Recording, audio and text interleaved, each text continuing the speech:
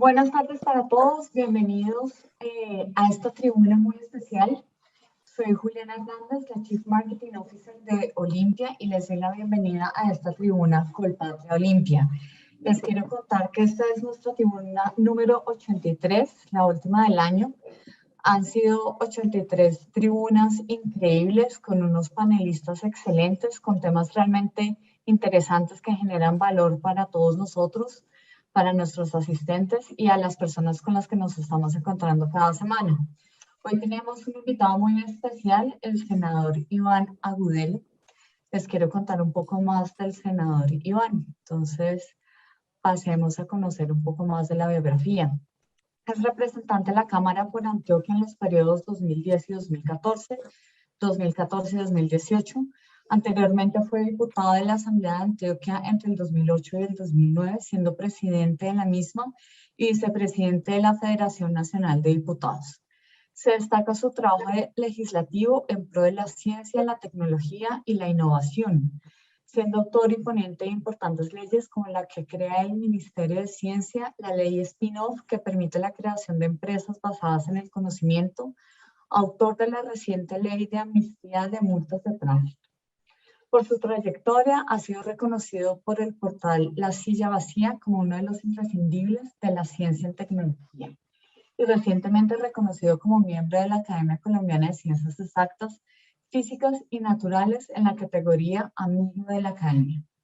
Actualmente está trabajando en la construcción de 3 proyectos de ley para garantizar seguridad farmacéutica, energética y alimentaria para Colombia, buscando en todo su actuar legislativo construir consensos en lo esencial. Senador Iván Darío, buenas noches, un gusto saludarlo. Bienvenido a esta última tribuna Colpatria Olimpia en este año.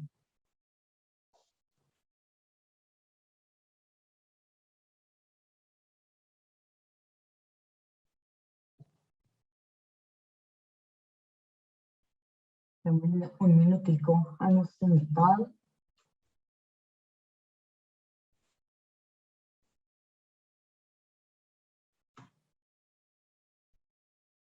Listo, senadora, ahí la estamos viendo. Ya puede activar su micrófono.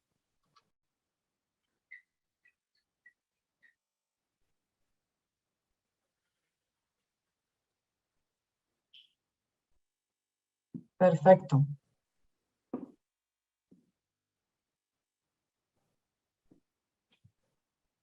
¿Puedo dar inicio? Sí, señor, ya lo estamos escuchando. Ya podemos comenzar.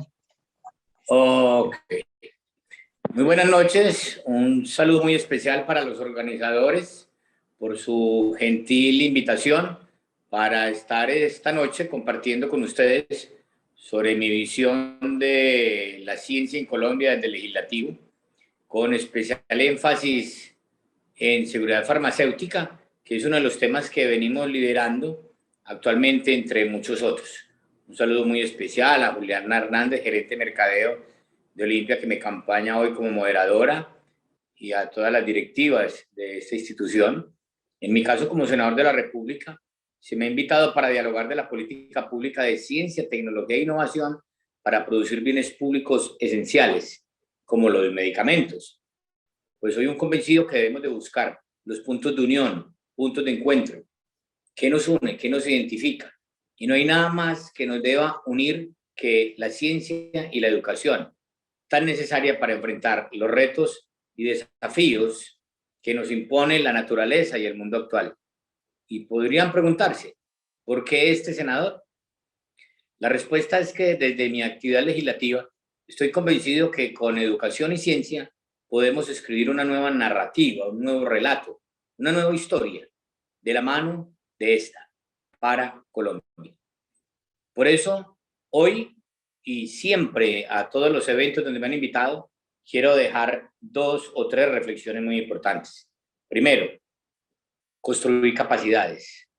Segundo, la calle del frente. Tercero, una nueva historia. Y mi historia, quiero hablar un poco de ella porque tuve la fortuna también de recuperar la enseñanza de la historia en el Congreso de la República. Llevamos 28 años sin enseñar historia en Colombia. La empezamos a enseñar el año pasado, en el año del Bicentenario. Y siempre he dicho que mi padre fue un hombre importante, Mi padre fue uno de los fundadores de la Universidad de Medellín hace 72 años.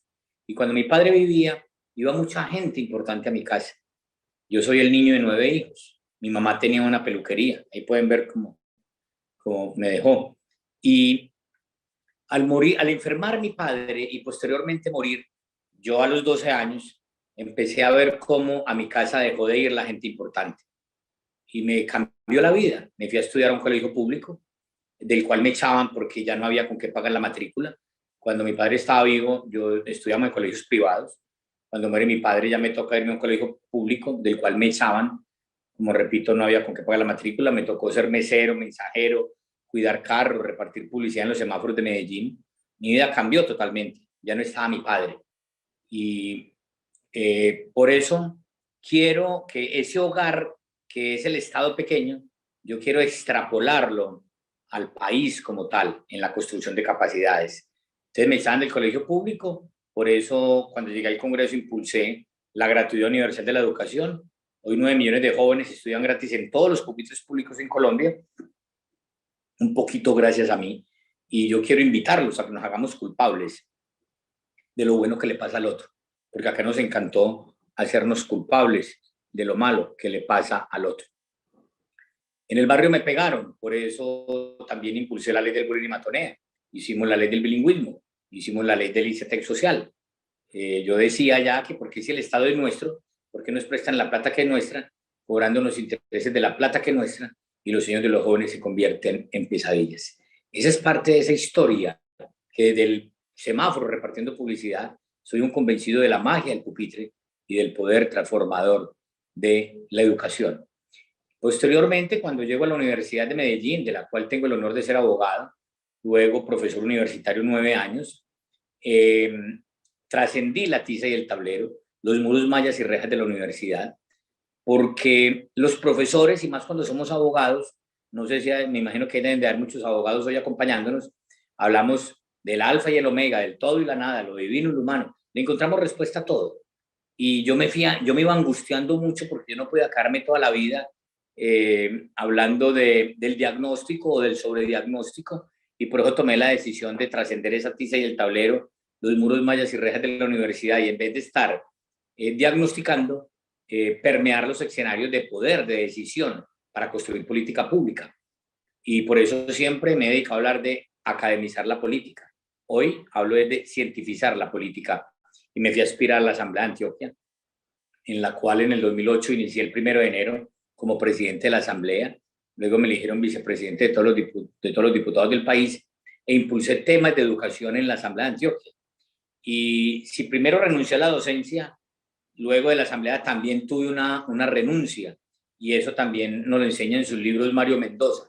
Hay que aprender a renunciar, hay que aprender a desprenderse, hay que aprender a soltar. Y eso es mágico. Cuando uno se desprende, acerca, y cuando uno se aferra, aleja.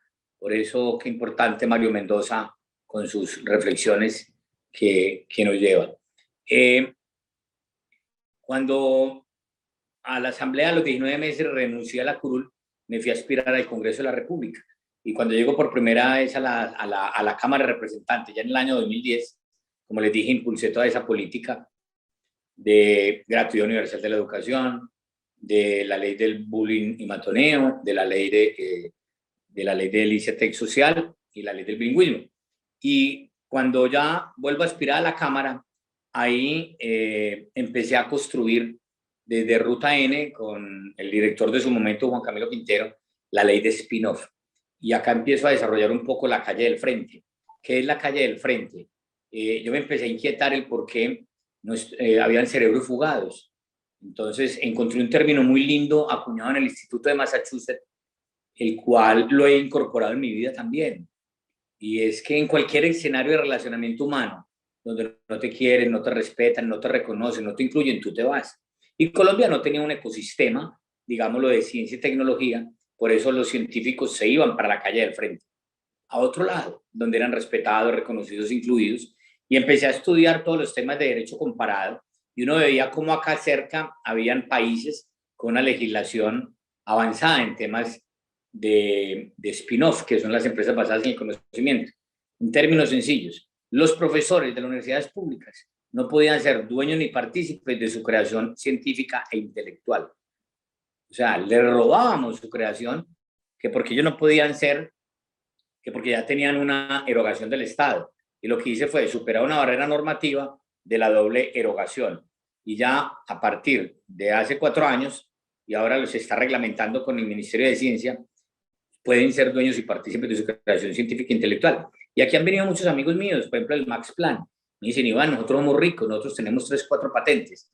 Para que tengamos una idea, en ese momento Colombia tenía 87 solicitudes de patente. Ya hemos venido avanzando, pero Japón 40.000, la China 48.000, Estados Unidos 56.000, Corea del Sur, que es la 9ª parte del territorio colombiano con 50 millones de habitantes, 18.000, Israel también, que es la 3ª parte de Antioquia, más pequeño que la Guajira, también un gran avance, pues ellos, por ejemplo, bueno, la USB, el Waze, Japón, que es las 2/3 partes del territorio colombiano, con 126 millones de habitantes, pues ya dije, más de 40.000. O sea, lo que estos países hacían una cada 35 segundos, nosotros una cada 2 o 3 días. Entonces estábamos quedando muy atrás. Hoy estoy acompañando a 35 jóvenes, los estamos llevando a Australia, a la competencia del vehículo de energía solar. Y es muy interesante porque estos espacios me permiten, y los invito, a que vamos por nuestros héroes en silencio. Por esos jóvenes que están en cada rincón de Colombia, esperando que les digamos que son importantes, que los reconocemos, que los incluimos. Yo soy de un barrio que sufrió mucho la violencia en Medellín, el barrio Pablo Escobar. De hecho, allá se construyó el barrio Pablo Escobar. Y vi la muerte de muchos amigos míos, pero esa no es la historia que quiero contar.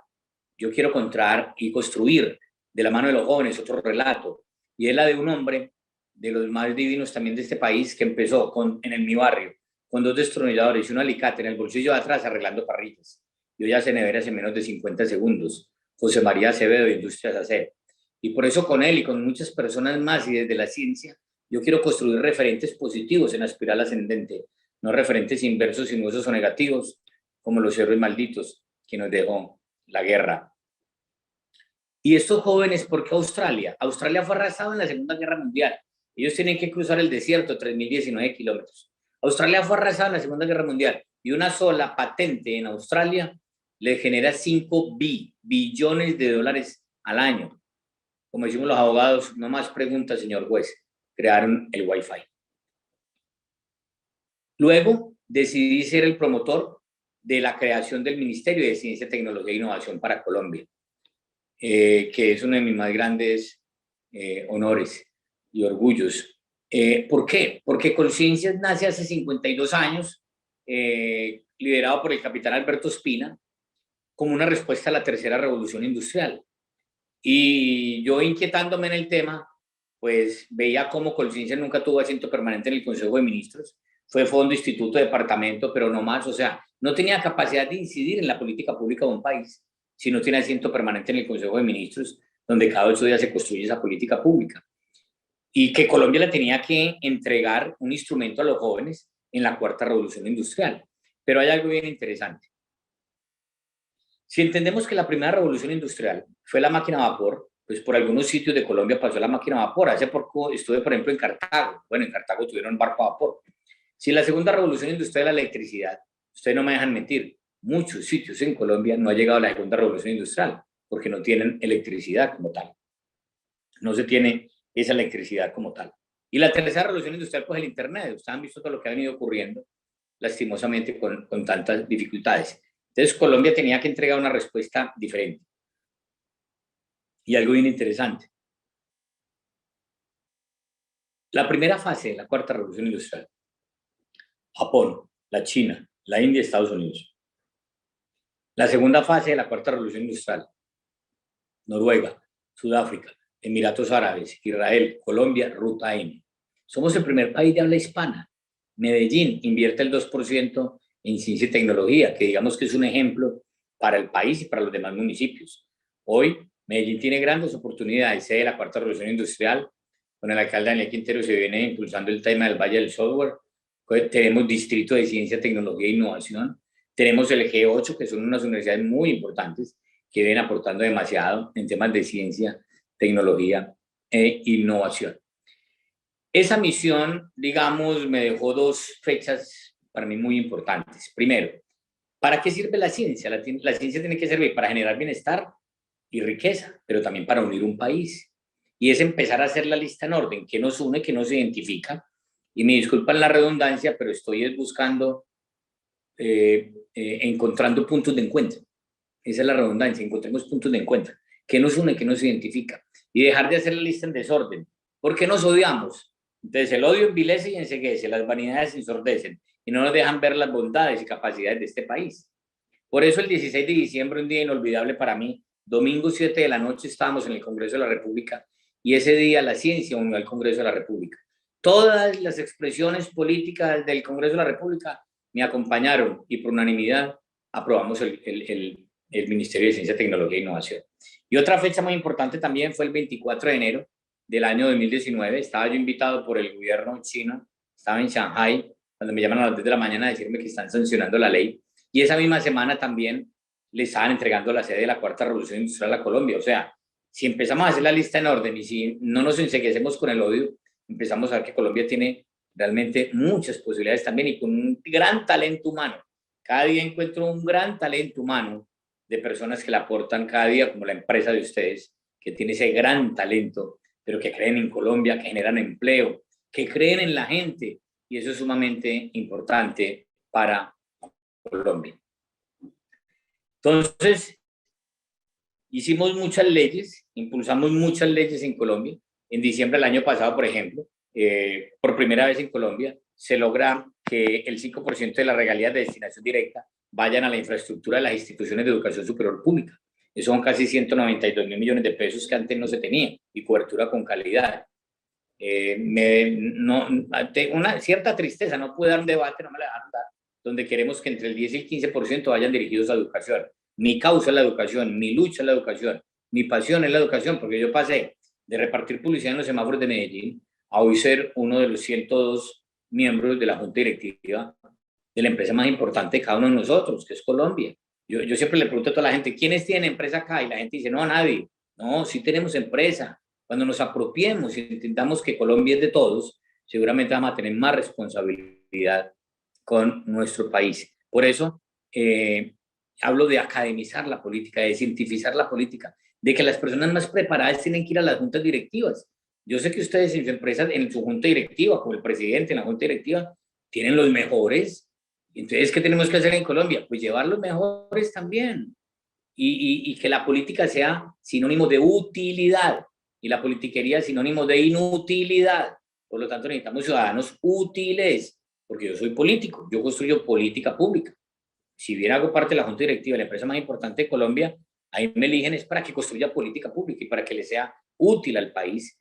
Y eso es lo que tiene que hacer el ciudadano como tal, en 8 horas de elecciones, en 480 minutos, en 28.800 segundos, donde se toman las decisiones más importantes de un país. Antes las armas igualaban a los hombres, David y Goliat. Debe ser la educación y la ciencia la que realmente lo haga. Yo me hice muy amigo de un hombre como Andrés Oppenheimer y siguiendo siempre sus libros y acompañándolo en los eventos. Cuando él vino a Colombia, basta historias, cuentos chinos, crear o morir. Para mí, crear o morir es una sentencia de muerte en la sociedad, en la economía y en la era del conocimiento. Y su último libro, Sálvese quien pueda, para mí es apocalíptico. Es más, la pandemia adelantó ese libro por algunos años. Pero también hemos seguido mucho los libros, por ejemplo, de Mariana Mazzucato, El Estado Emprendedor, El Valor de las Cosas, o su libro sobre las misiones como tal. Y bueno, Steven Pinker, en La Razón, la Ilustración y la Ciencia, es indudable que hoy vivimos mejor. Yo tengo 54 años. Yo soy de la generación de los televisores a tubo. Para mí uno de los más grandes descubrimientos y avances fue el control remoto, porque yo era el niño de mi casa de 9 hijos, yo era el control remoto de mi casa. Hoy la vida cambió tanto que estamos viviendo en un mundo mágico y tiene que ser pues para que unamos este país que tiene tantas posibilidades. Nos toca decir en muchas partes del mundo, somos el único país en Sudamérica con 2 mares. Y parece que no nos diéramos cuenta. Bolivia no tiene mar y produce más harina de pescado que Colombia. Bolivia no tiene mar y tiene marina mercante. Y nosotros no hemos podido. Tenemos todos los pisos térmicos, podemos producir todos los días del año. Corea del Sur, como les decía, que la 9ª parte del territorio colombiano no tiene petróleo, pero tiene la segunda refinería más grande del mundo. lo compran, lo transforman, le transfieren conocimiento, es lo que yo quiero para Colombia, transferencia del conocimiento, por eso me causa en la ciencia, tecnología e innovación. Y me llena de mucha alegría también que ante la pandemia hemos encontrado que muchas personas y muchas instituciones vibrábamos en la misma frecuencia en cualquier otra parte del mundo, como dice Carl Sagan, de este maravilloso puntito azul. Y ustedes también, este espacio nace en ese momento. Y después de yo haber creado el ministerio, después de haber impulsado tantas leyes, después de haber sido invitado, tengo el honor de haber sido invitado por Harvard, a dictar conferencias, por MIT, por Salamanca. Qué maravilla uno estar en MIT y ver tantos colombianos jóvenes. Bueno, allá les entregan laboratorios de 3, 4 millones de dólares y los acompañan 2, 3 premios Nobel. De haberse invitado por ejemplo, en España, Salamanca, varios días, hablando con los científicos, con los académicos, con los jóvenes. Cuando estuve invitado a la China, en las universidades de investigación, centros de nanotecnología, el Ministerio de Ciencia, hablando de todas esas capacidades de un país de tantos millones de habitantes y lo que han venido haciendo, y que antes eran muchos miseria, destrucción, muerte, barbarie y desesperanza en Chile, en fin, en muchos países.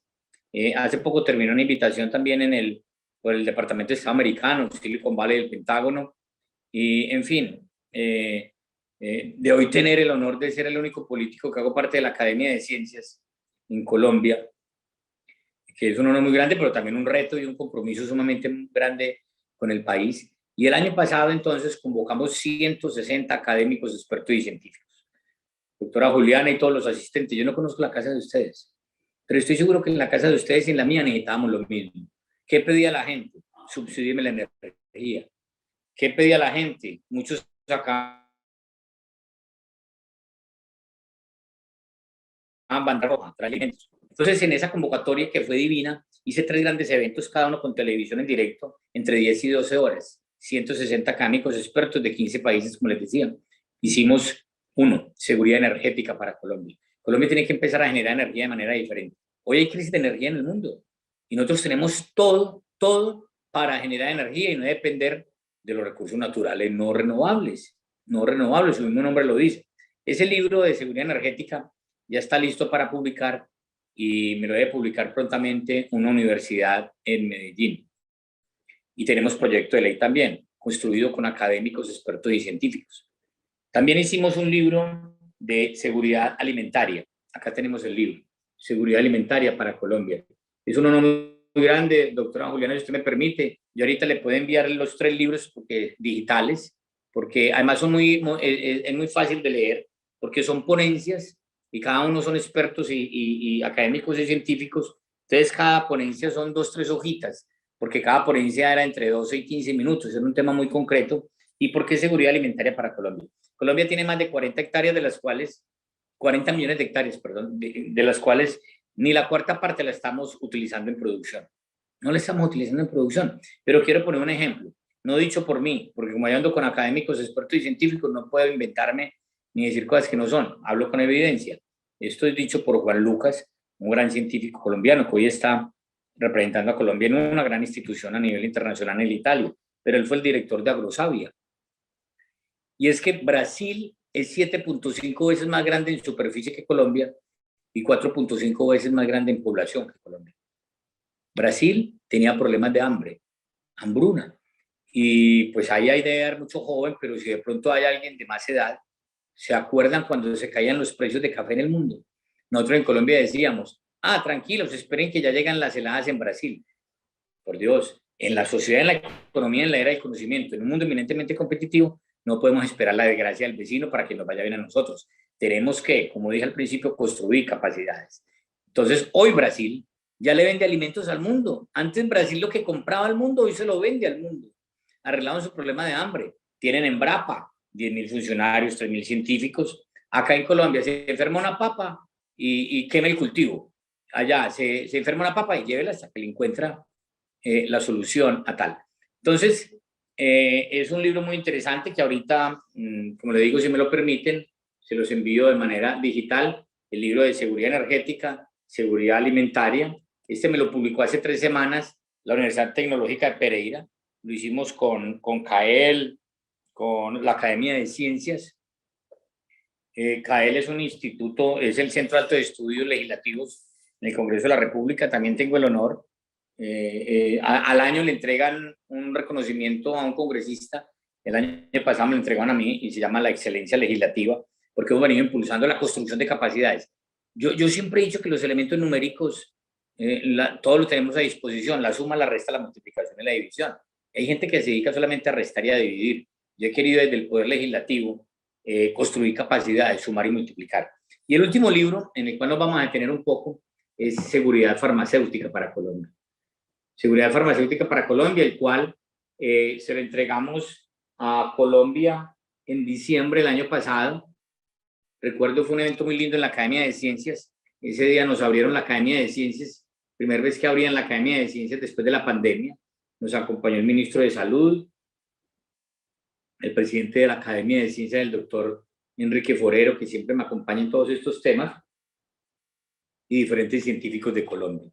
Y ese mismo día tuve el honor también de ser el único político en Colombia que radicamos proyecto de ley con libro. Y nos acompañaron 70 congresistas de diferentes bancadas, ahí demostrando cómo la ciencia puede unir, y cuando estamos construyendo capacidades, todo el mundo nos dice que sí. Y ese día se radicó el proyecto, ya dimos primer debate. Es un debate muy interesante, donde avanzamos, ya estamos preparando, y quiero destacar que el gobierno, ya estamos preparando el segundo debate. Me he venido reuniendo con el gobierno nacional. Quiero destacar que ya el gobierno nacional viene dando pasos importantes, pero que nada excluyen la presente iniciativa legislativa. Pues acá estamos hablando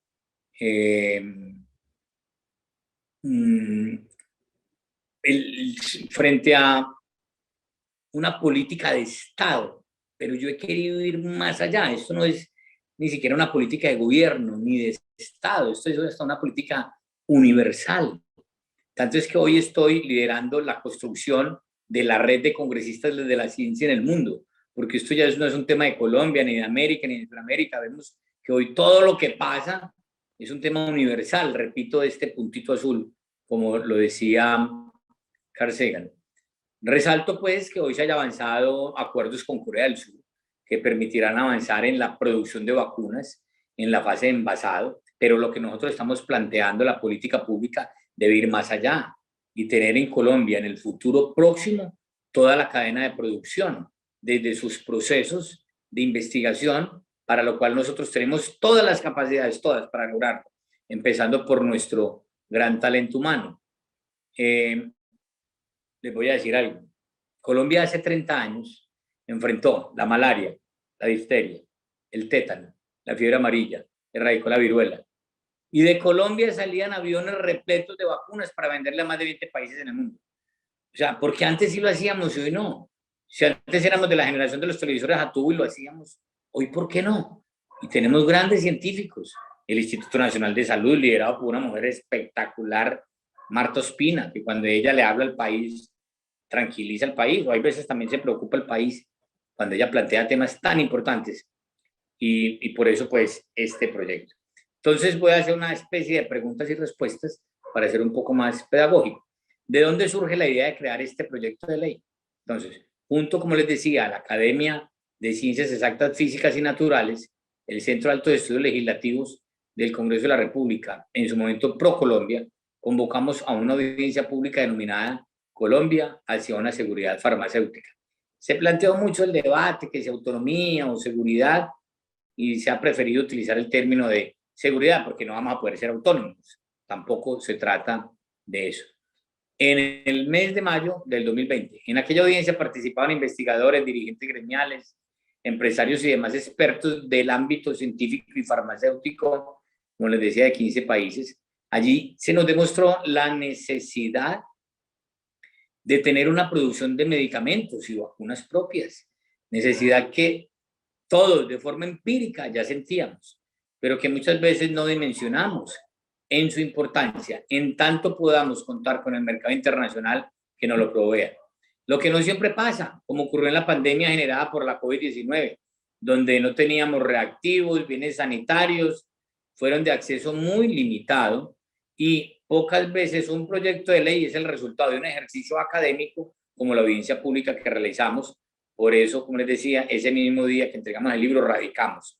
Y luego construimos el proyecto de ley con miembros de la primera y de la segunda misión de sabios académicos de diferentes universidades. Pero veíamos cómo otros países nos imponían sus condiciones.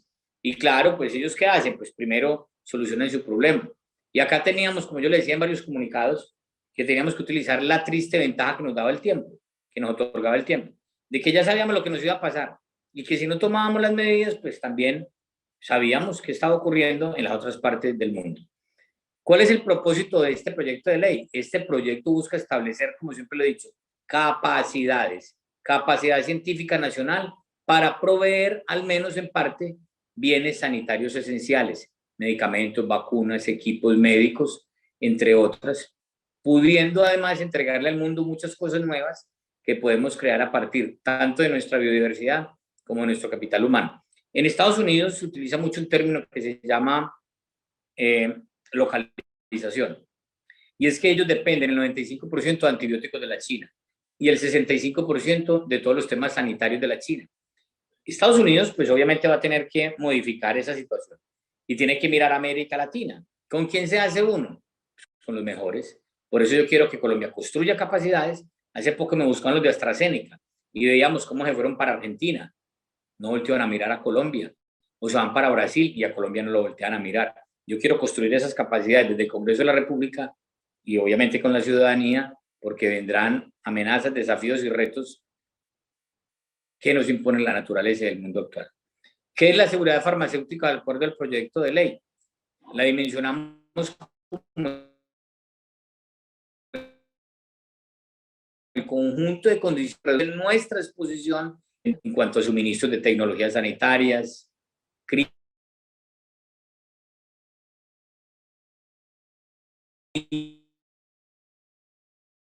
críticas, como pueden ser, lo decía, medicamentos. Era conocimiento propio, que es lo que he querido, conocimiento propio. 2, cuando fortalece su capacidad productiva. 3, cuando las tecnologías están disponibles donde lo requieran las necesidades de salud. Y 4, cuando quienes necesitan las tecnologías sanitarias puedan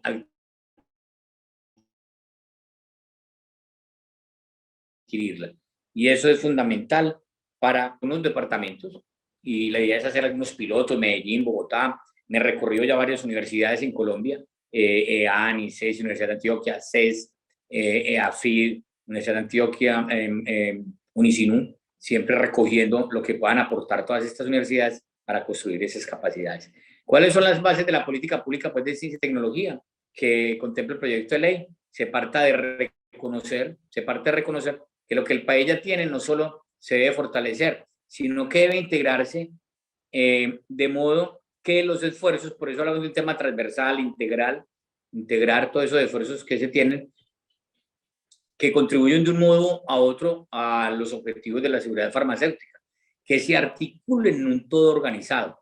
Para ello el texto del proyecto de ley, que ha sido aprobado en primer debate, propone 3 grandes componentes: una política pública, un sistema y una serie de instrumentos como tal. La propuesta consiste en generar todo en el país para ser independientes del mercado mundial. Ya les dije que no. Allí debo anticiparme, ni más faltaba, a responderle que no. Y eso fueron muchos debates que se dieron. No crean, esto que estoy diciéndoles acá fueron meses de debate, reuniones de días enteros, y obviamente que no. Lo que se trata es de conectar con ese mercado internacional con un papel adicional, al de ser solo consumidores y de lograr las condiciones que le permitan al país competir en esa oferta, generando en Colombia empleo, dinamizar la economía, pero empleos calificados. Yo quiero crear de manera inspiracional 3 grandes institutos: el Instituto de Energía, el Instituto de Alimentos y el Instituto de Medicamentos, que inspiran a los jóvenes, que todos quieran ir a trabajar allá, porque lo van a proteger, porque lo van a querer, porque es el que nos va a dar vida, porque es el que va a permitir que cada uno de los jóvenes de hoy vivan mucho más y que sus padres también puedan vivir más. en un país maravilloso como Colombia. Y por eso siempre hago la reflexión.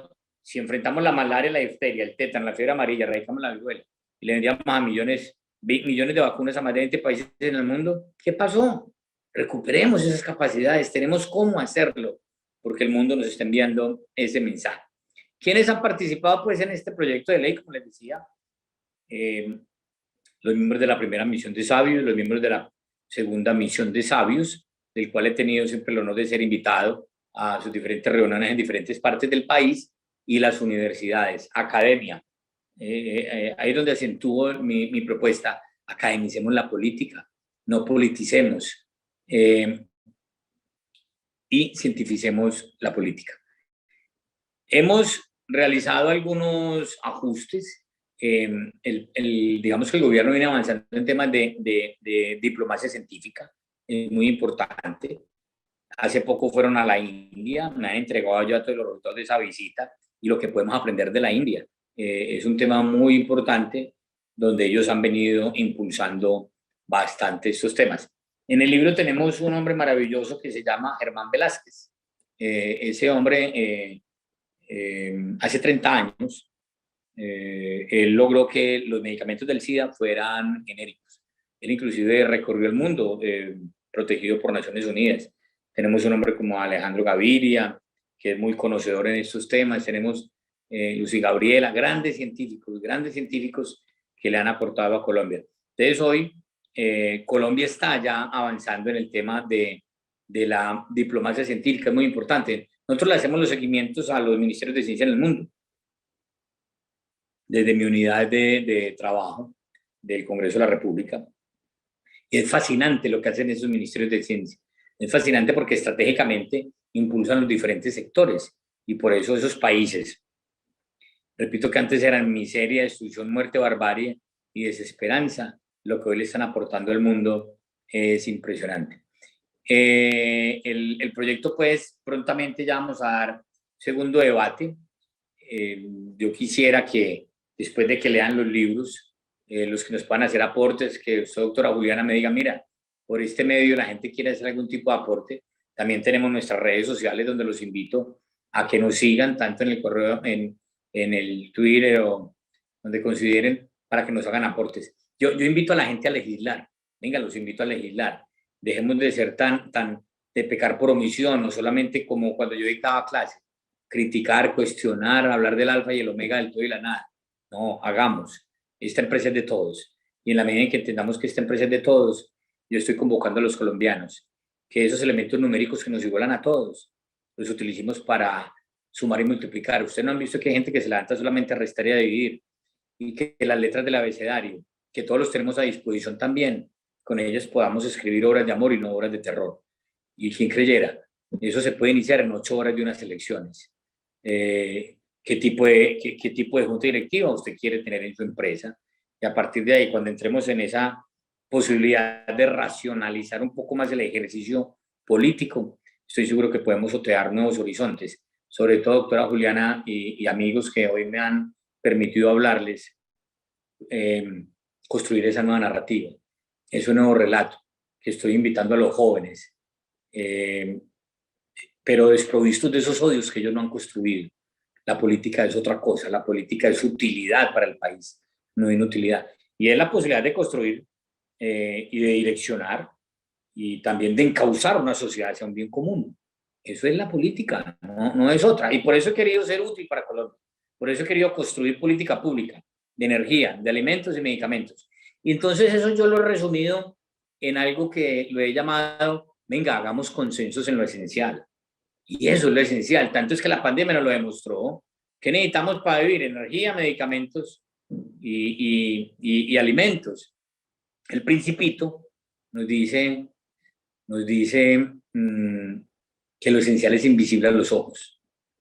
Lo esencial lo tenemos que hacer visible a los ojos.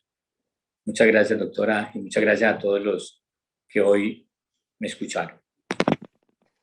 Senador, pues primero, mil gracias por esa historia que usted nos cuenta. Quiero resaltar rápidamente algunos puntos de la conversación que usted ha tenido con nosotros hoy antes de pasar al espacio de preguntas. Primero, esos puntos de unión y encuentro que usted nos cuenta alrededor de la ciencia y la tecnología, que me parece admirable escucharlos, que son construir capacidades. Definitivamente debemos seguir trabajando por la construcción de capacidades en el país.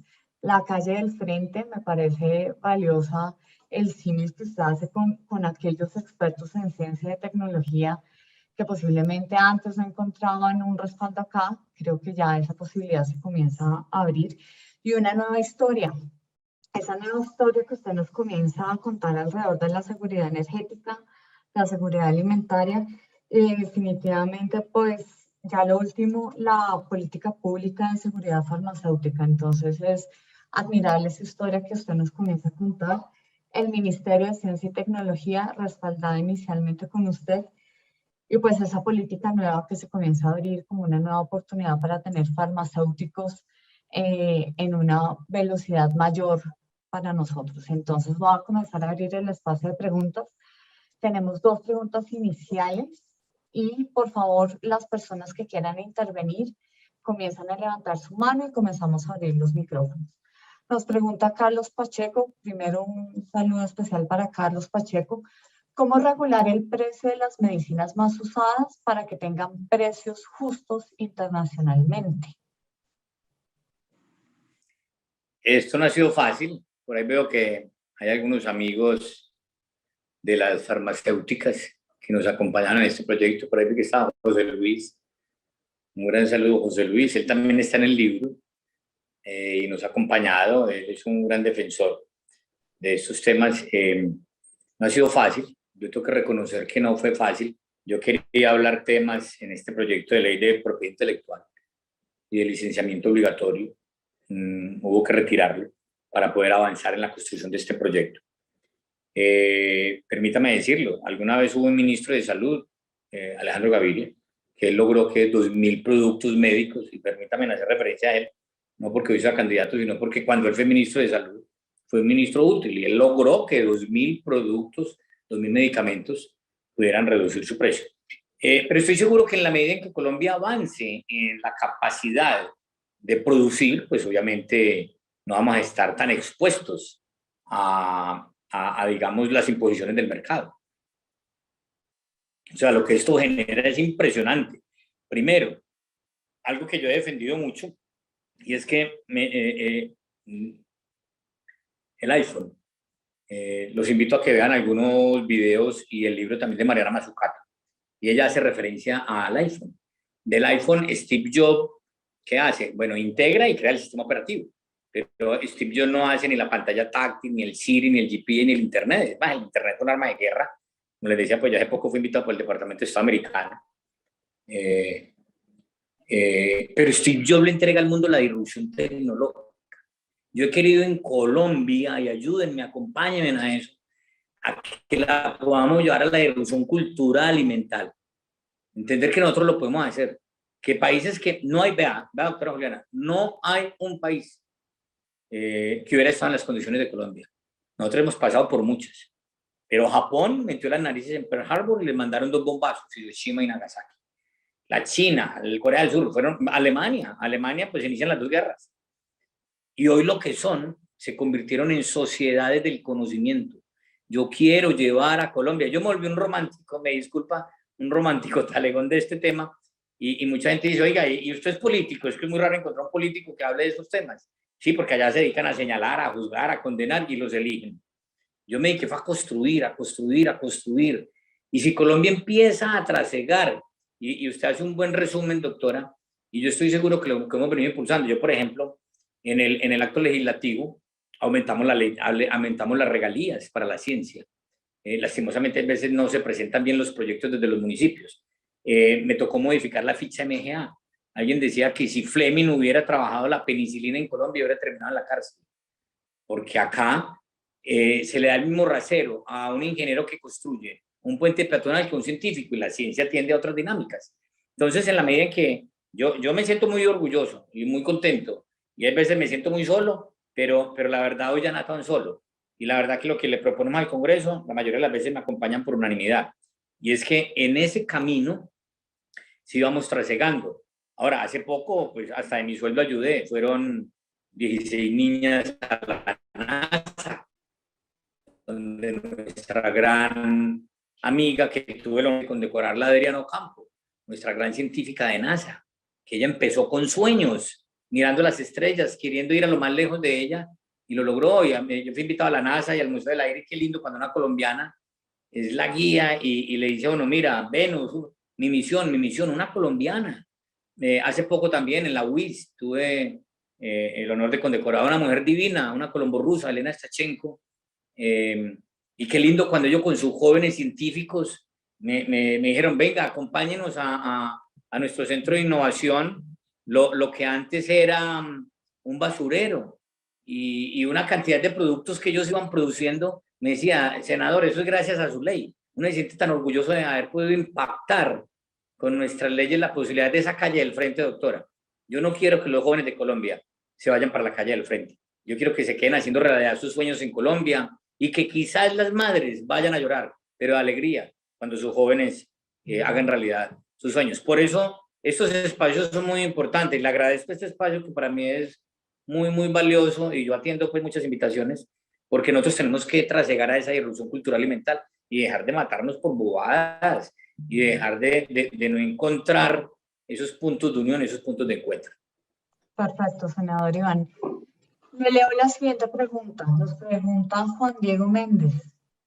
Nos podría, bueno, no, eso es una solicitud. ¿Nos podría dejar un correo electrónico, un número de contacto donde podamos comunicarnos con usted? Gracias. Usted lo puede escribir en el chat o lo puede dejar con nosotros y nosotros se lo enviamos a los invitados. Nos dice José Luis Méndez, excelente resumen, senador. Me complace verlo combativo con el proceso. Adelante. Aquí seguimos con los empresarios pendientes de la acción. Tenemos la mano arriba de Carlos Montoya. Carlos, vamos a abrir tu micrófono para que por favor, listo, ya lo tienes abierto, le hagas la pregunta y saludes al senador Iván.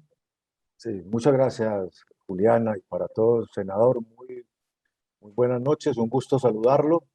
En principio, decirle que es un placer conocer el magnífico aporte que le ha hecho a este país desde la innovación, la ciencia y la tecnología. Sepa usted que a través de su liderazgo en estos temas, Colombia será un mejor país y marcará la senda de las próximas generaciones, senador. Mis respetos y mi reconocimiento por su aporte.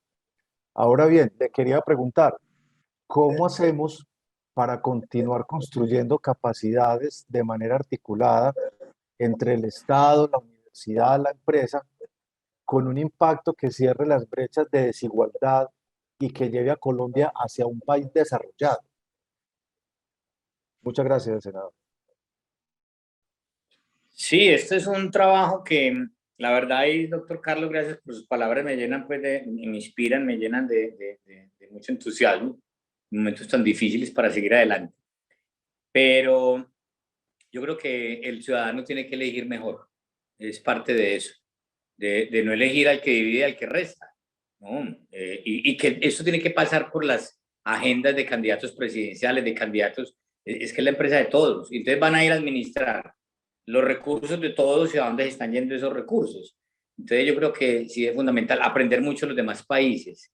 Los demás países lo han logrado. Eso de Australia es maravilloso. Como una sola patente genera 5 billones de dólares al año. Como los otros países lo que hacen, que decidieron convertirse en sociedades del conocimiento. Yo me siento orgulloso y seguro que se han ido apropiando de ellas, la universidad, la empresa, el Estado, lo que tú planteas, la triple, la hélice, la triada o el triángulo. Y mira, por ejemplo, Corea del Sur, el privado en Corea del Sur aporta o invierte en ciencia entre el 70 y el 80%, el otro el Estado. Acá es al revés y es bien poquito, pero obviamente ya también empezaron primero el Estado. Y en Colombia también muchos empresarios invertían en ciencia, pero en Brasil, México, España y Estados Unidos. Hoy se puede ir revirtiendo esa ecuación en la medida en que nosotros, ¿para qué es la ciencia? Para responder problemas, para superar las preguntas, perdón que ahí repetí, para responder a los problemas y responder a las preguntas que nosotros mismos nos hacemos. Y acá tenemos nosotros en esa posibilidad maravillosa de poder producir todos los días del año, pues de uno estar al lado del río Cauca, a 500 metros de altura sobre el mar, y que en media hora pueda subir a 3.000 metros de altura. Eso no lo tienen todos los países en el mundo.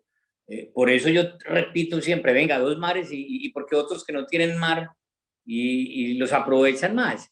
O sea, tenemos unas grandes posibilidades y yo creo que Colombia, si sigue trasegando por ahí, construyendo más política pública estratégicamente para impactar los sectores de alimentos, de energía, que somos privilegiados, de medicamentos, estoy seguro que vamos a tener un mejor capacidad y nivel de empleos. Acá se ha ido mucha gente, se ha ido todavía mucha gente que son maravillosos y le pueden aportar mucho al país. Yo sigo soñando, sigo creyendo, y más ahora que, gracias a Dios y a la ciencia, superé el COVID hace 5 meses, donde tuve momentos difíciles, me la seguiré jugando toda por la educación y la ciencia. Ahora, yo tengo un solo voto, pero seguimos avanzando y construyendo, porque ese debe ser el camino, como lo han hecho otras sociedades del conocimiento. Gracias, doctor Carlos. Gracias, senador Iván. Quisiera que por favor le abriéramos el micrófono a José Luis Méndez. José Luis.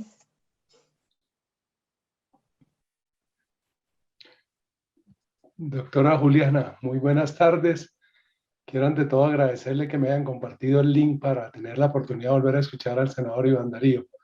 Con un abrazo muy grande, senador, y de nuevo ratificarle que nosotros desde ASINFAR, yo soy hoy el presidente ejecutivo de ASINFAR, la Asociación de Industrias Farmacéuticas en Colombia, y soy médico, salubrista público, somos testigos de excepción de esta gran batalla que el senador ha asumido, porque, senador Iván Darío, usted ha hecho realmente... Y acá está usted en el libro. Sí, ahí estamos, sí, señor. Muchas gracias por incluirnos. Usted está logrando hacer visible lo invisible, ¿sí? Y yo solo quiero, doctora Juliana, aportarles dos temas y que tienen que ver con la pregunta del doctor Carlos Montoya. Nosotros tenemos una industria madura en Colombia que no hemos sabido valorar, y no hemos sabido valorar por esos odios y esa ceguera que mencionaba el senador Agudelo, que es que condenamos al capital privado, condenamos a los inversionistas porque creemos que ganar plata es un pecado, cuando si se genera desarrollo al país y se generan utilidades que se reinvierten y se generan salarios y salarios justos y empleos para el país, eso es lo que necesitamos. E incluso nosotros hemos venido diciendo que no se trata de rechazar a las grandes multinacionales, al contrario, que regresen al país. Aquí antes de los 80 había más de 50 plantas de compañías multinacionales que después se fueron del país. Se fueron porque las condiciones eran más favorables en otros países, y hoy tenemos todavía un par de multinacionales que incluso tienen planta en Venezuela, prefieren tenerla en Venezuela a tenerla en Colombia. Algo no está bien.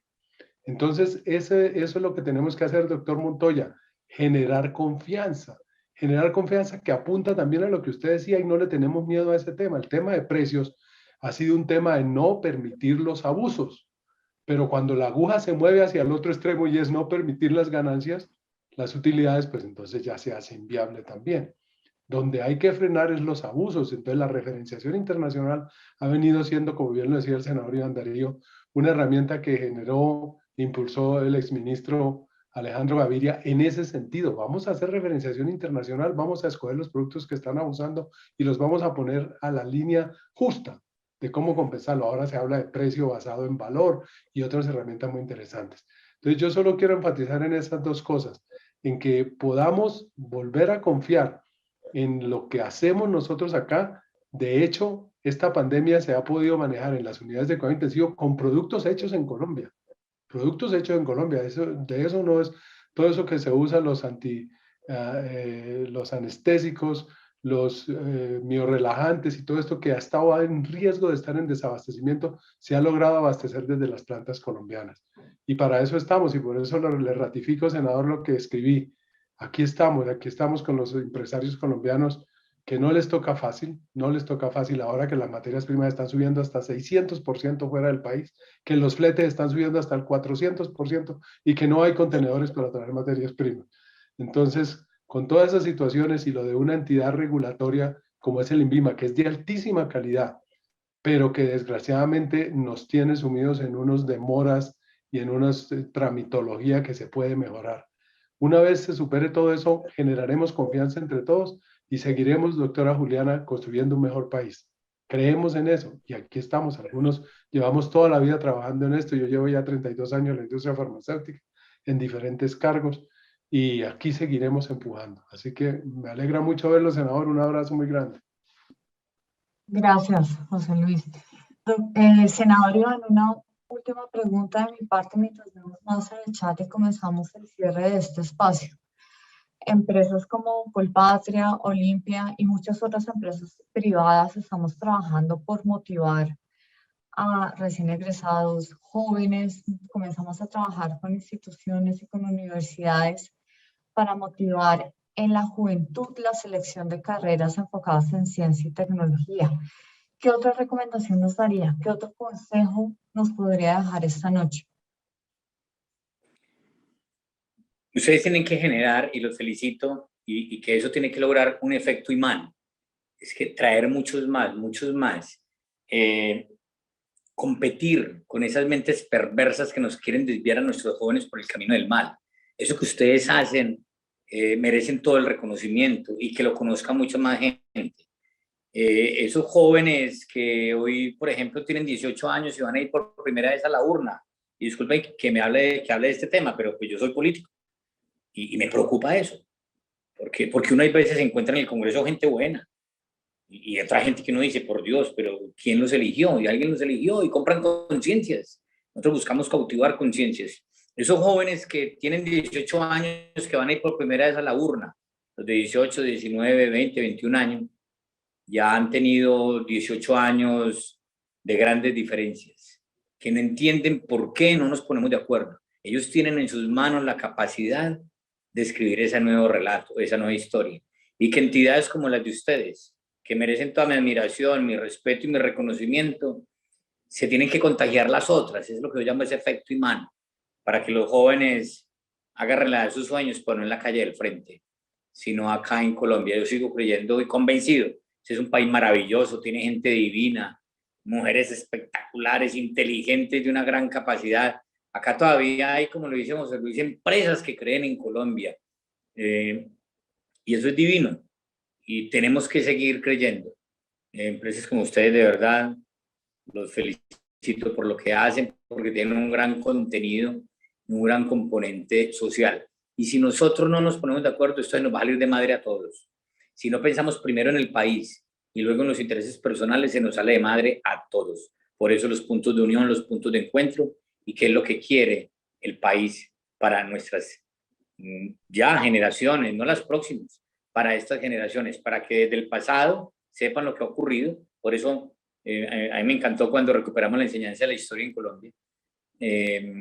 Permítame cuento un episodio que nos hemos perdido. Muchos jóvenes se lo perdieron. La gente cree, hay una película que se llama Lincoln, y la gente cree, por decir algo, que la emancipación, que la liberación de los esclavos fue con Lincoln. Y acá, 11 años antes de Lincoln, eso fue en 1863, 1851, 52, 1800, lo hace José Hilario López, un presidente caucano, liberal. Y antes de José Hilario López lo hizo una gran mujer, que felicito a las mujeres, mi admiración y mi respeto, y las mujeres en la ciencia, en la educación, Javiera Londoño. Hay muchos colegios en Antioquia que llaman Javiera Londoño. Ella lo hizo en el municipio del Retiro. Hasta hay una fiesta que llama la fiesta de los negritos. O sea, acá hay momentos tan lindos, episodios de la historia de Colombia que nuestros jóvenes desconocen. 28 años, cuando yo voy a los colegios, yo lo primero que les pido es perdón, porque durante 28 años no les enseñamos historia a nuestros jóvenes y se perdieron de unos momentos, de unos episodios divinos en Colombia, y ellos tienen que escribirla sin odios, sin rencores, construir capacidades, sumar y multiplicar, escribir obras de amor, y no ese odio que envilece y enceguece. Entendido, senador Iván, muchas gracias. Bueno, llegamos al cierre de nuestra tribuna número 83. Como les conté inicialmente, esta es la última tribuna de este año, con un invitado muy especial. Los esperamos en el 2022. Les deseamos unas felices fiestas, un muy buen año, cierre de año. Por favor, sigamos cuidándonos, sigamos cuidando a nuestras familias, nuestros entornos de trabajo. Y definitivamente desde la tribuna Colpatria Olimpia les damos las gracias por habernos acompañado a lo largo de todo este año. Senador Iván, un placer, nos seguiremos hablando. Muchas gracias a todos por su asistencia. Que tengan una buena noche.